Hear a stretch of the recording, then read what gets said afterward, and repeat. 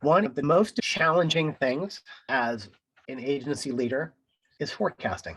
And by forecasting, there's two pieces to it that I'm thinking about.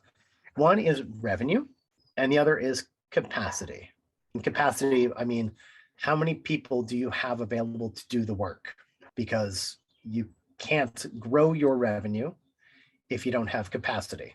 And if you've got too much capacity, if it outstrips your revenue, then you don't have any money.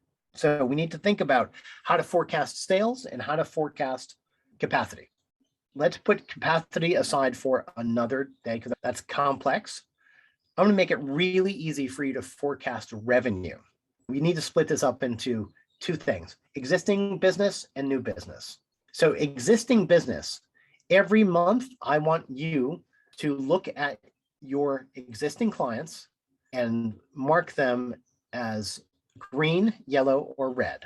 If they are green, that means that they are happy.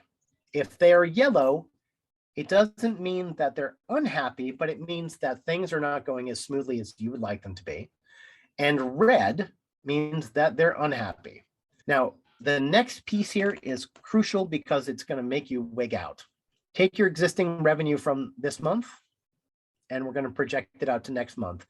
If the customer is green, project out 100% of their revenue. If they are yellow, project out 50% of their revenue. If they are red, project out 10% of their revenue. When you're looking at revenue for next month, it's going to be a lot lower than you're booking for this month. And that is going to make you think, oh my God, because if you're projecting, let's imagine you've got 15 customers and each paying you $10,000 a month. You've got 3 who are yellow and 1 who is red. That means for next month, for those 3 that are yellow, instead of $30,000 a month in revenue from those folks, you're only going to be getting 15. And from that 1 who is red, instead of $10,000, you're going to get $1,000. So you have just forecasted away $24,000 a month in revenue. What does that mean? That means that you either need to devote $24,000 worth of effort into turning those yellows and reds into greens, which you probably shouldn't. You should invest maybe $12,000 of effort into improving those.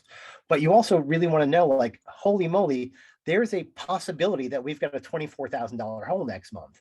So I've got to go out at $10,000 a month. I've got to go out and land 3 clients to fill in that hole. That can help you set your business goal for the next month or the next quarter.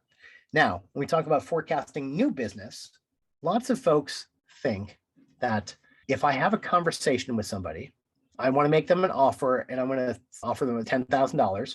You've got to have a realistic way to think, what's the likelihood of this person closing? Optimistically, if you just want to be simple about it, you take all of your existing opportunities and project out that 40% of them are going to close.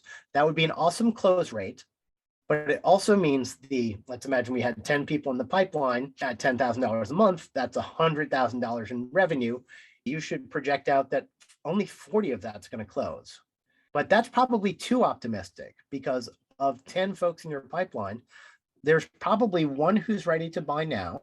There's 1 who is probably ready to buy somewhere in the next 30 days. Maybe 2 are ready to buy in the next 30 days.